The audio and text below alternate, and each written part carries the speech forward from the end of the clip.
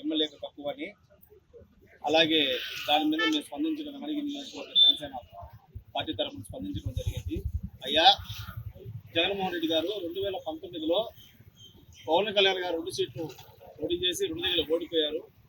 ఆయన ఓడిపోయిన దాన్ని స్ఫూర్తిగా తీసుకొని ఎలా గెలవాలో, ఎలా ప్రజలకి వెళ్ళాలో నేర్చుకొని ఆయన ఒక గొప్ప ఉన్నత స్థాయికి వెళ్ళి ఈరోజు పోటీ చేసిన 21 సీట్లు ఎమ్మెల్యేలు, 2 ఎంపీలు స్ట్రైక్ రేట్ 100కు 100 గెలిచి చూపించాడు. మీరు 151 సీట్లు పెట్టుకొని ఉన్న మీరు ఈరోజు అదే పవన్ కళ్యాణ్ గారిని వ్యక్తిగతంగా విమర్శించడం వల్ల ప్రజలు మీకు 11 సీట్లు ఇచ్చారు. ఈ 11 సీట్లతో అసెంబ్లీలో మీకు ప్రతిపక్ష హోదా రాలేదనే బాధతో మీరు మాట్లాడతారు. ఓకే, మీకు 11 సీట్లకి ప్రతిపక్ష హోదా రావాలంటే 10% స్ట్రైక్ రేట్తో 175కి దాదాపు 118 సీట్లు, దాదాపు 18 ఎమ్మెల్యే సీట్లు వచ్చింటే మీకు ఆటోమేటిక్గా ప్రతిపక్ష హోదా వస్తుంది.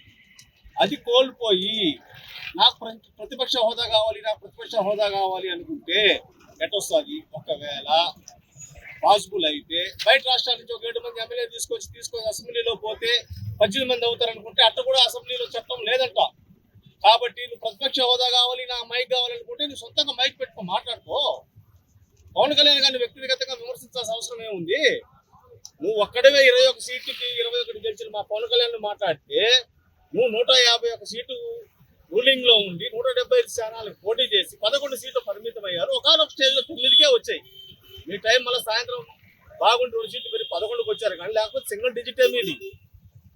అలాంటి పరిస్థితి నుంచి మీరు ఈరోజు ప్రజల్లోకి వెళ్ళి ఎలా పార్టీని బలోపేతం చేసుకోవాలి, ఎలా పార్టీని కాపాడుకోవాలనేది లేకుండా మీరు ఈరోజు పవన్ కళ్యాణ్ విమర్శిస్తున్నారు. మా మంత్రి లాస్ట్ టైం మా నెల్లూరు జిల్లా, ఉమ్మడి నెల్లూరు జిల్లా మంత్రి ఎలా గెలిచాము అనేది కాదు, బుల్లెట్ దిగిందా లేదా అన్నాడు అనిల్ కుమార్ యాదవ్ గారు. అదేవిధంగా మేము చెప్తున్నామయ్యా, ఎలా ఓడిపోయామో అలాగే గెలిచి బుల్లెట్ దిగిందా లేదా అని చెప్పి డిప్యూటీ సీఎం చూపించాము. మాది చాలా చిన్న పార్టీ, పేదల పార్టీ, మధ్యతరగతి పార్టీ, మాది కార్పొరేట్ పార్టీ కాదు.